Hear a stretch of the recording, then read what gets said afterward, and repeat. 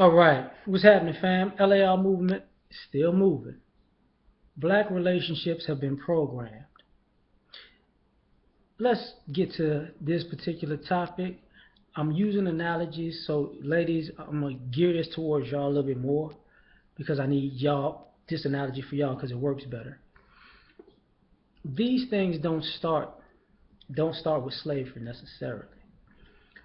They start when you're a little girl and they tell you you're a princess, and they read you stories of princesses, and the prince comes to save her.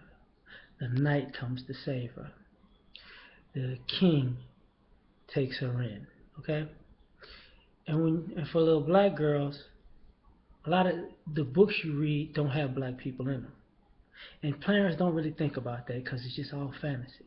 But we forget that a lot of the programming of how we are and who we are to be in life starts at that age when you're telling these little stories.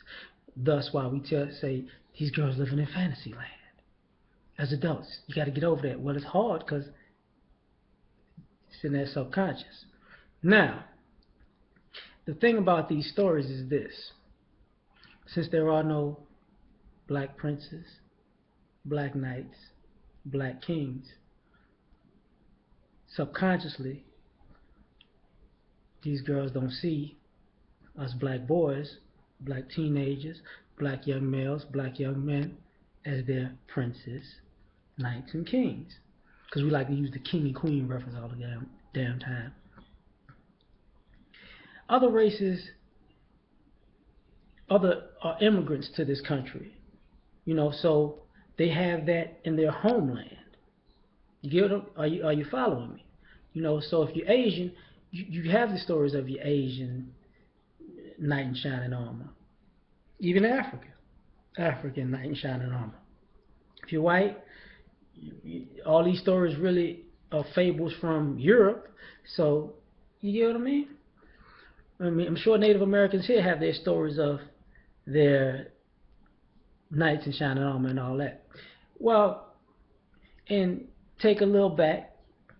That's why you still the kids with the black doll, white doll test. There's adults who still believe in that test today. Do they not? Who's the bad one? The black one. Who's the good one? The white one. When you go outside and you look at somebody, gotta be bad. That's the black doll. Got it. Hey, nice person. That's the good. That's the white one. That's the good doll. Same thing. Now here's where this all goes awry. The princess, when you look back on these stories, was never the prize. Actually, she was a pawn. The prince would come in and slay the dragon to get the princess. Because if he got the princess, he became rich. He became the ruler of a kingdom. The princess wasn't the ruler of the kingdom that somebody that was already set up for her. Do you understand that? So these guys that you're chasing, that is your knight in shining armor, your prince, your king, even in your fairy tales, he never cared really about you. But you don't ever see the approach in that because you were a kid then. You didn't think about that then. Some of us don't think about that now. Same way this goes. So now, since you've never seen a black prince, black king, black knight in shining armor, that's why a lot of men was mad with Princess and the Frog not having any black king in it. The girls didn't see anything wrong with it. But think about it. Think about who these ladies, how quick they disrespect you, and how quick they say, "Hi, non-black guy. I love you. I've never met you. You have to do nothing. You are." In their hearts and in their minds, these guys are already their princes, knights, and kings.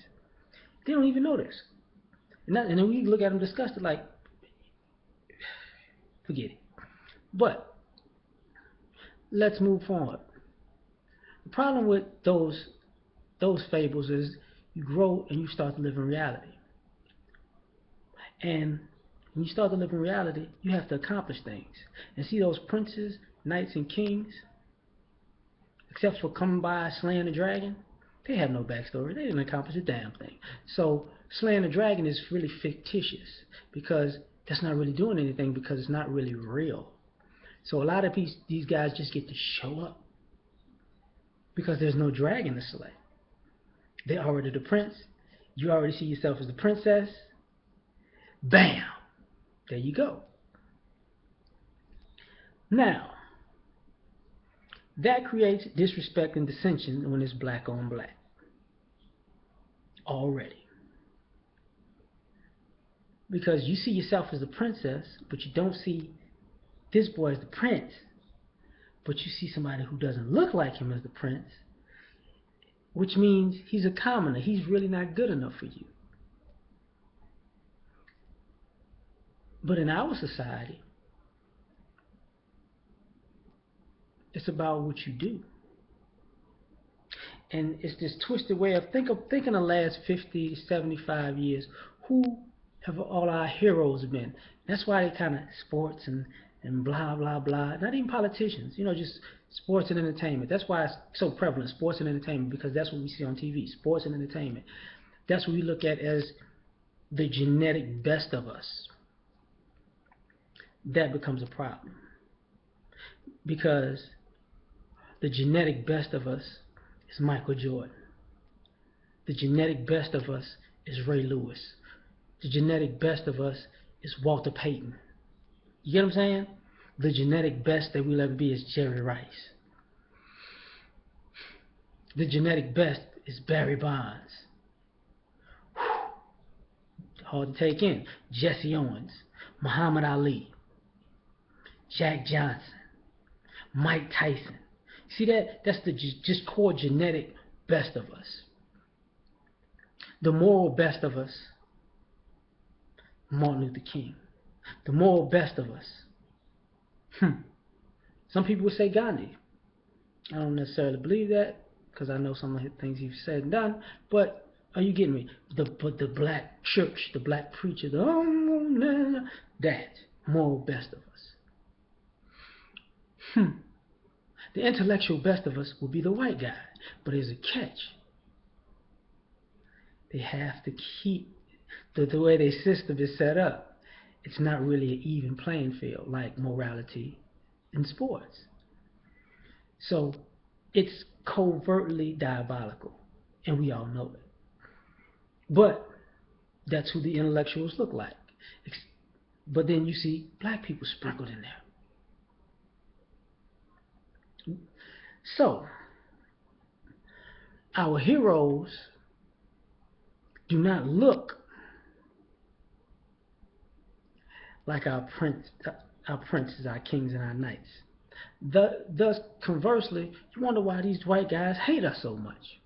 Like the dude that went on a shooting spree, because he felt like he should just show up. And you should love me. What is wrong with you? I have a nice car, and I have money in my pocket, and I cannot believe you not falling at my feet because of who I am. I will take this gun out and slay you all.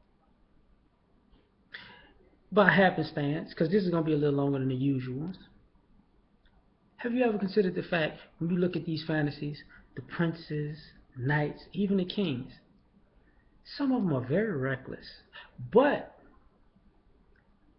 they're just young. They just can't do anything. They'll grow to be the king they are. Right now, they're just a prince who's a king in training. They're a knight who may be a little rambunctious. They may cause trouble and kill people and burn houses down, but to their core, they're a moral, decent person. So why do you think you give all of these guys who look like your knights, princes, and kings such a wide berth to do shit? Because subconsciously, you give them that time to grow. It's the pratfall effect, People are like to make more mistakes because they make more mistakes, so it makes them look human. So people who make less mistakes or fewer mistakes, people deem them as arrogant. They don't like them because they feel like they don't make enough mistakes. They think they're better than everybody. Thus, why we can't make that many mistakes. because we already are not liked as is. Plus, everybody else can make a lot of mistakes, but he's got a mental issue. He's just having a little rough time. He's got affluenza. He's got a little privilege because of the color of his skin. He gets to make mistakes. He's just on that weed. He'll grow out of it. When I did the thing about the college rapists, the college rapist wasn't black, right?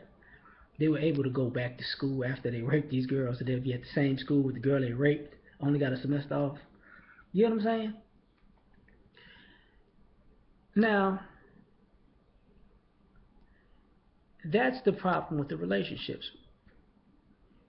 It's planted at the root. Because, see, the princesses never had afros.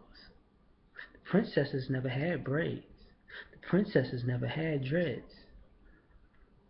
The princess's hair was never black.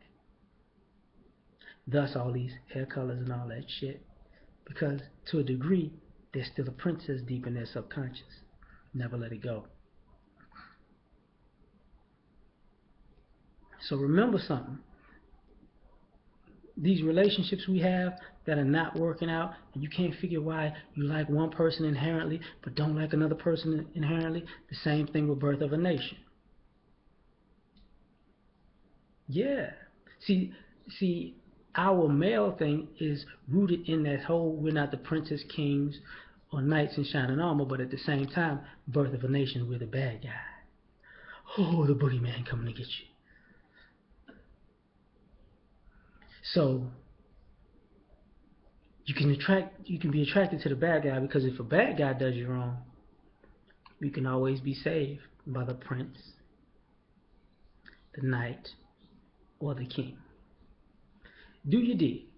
Get back with me.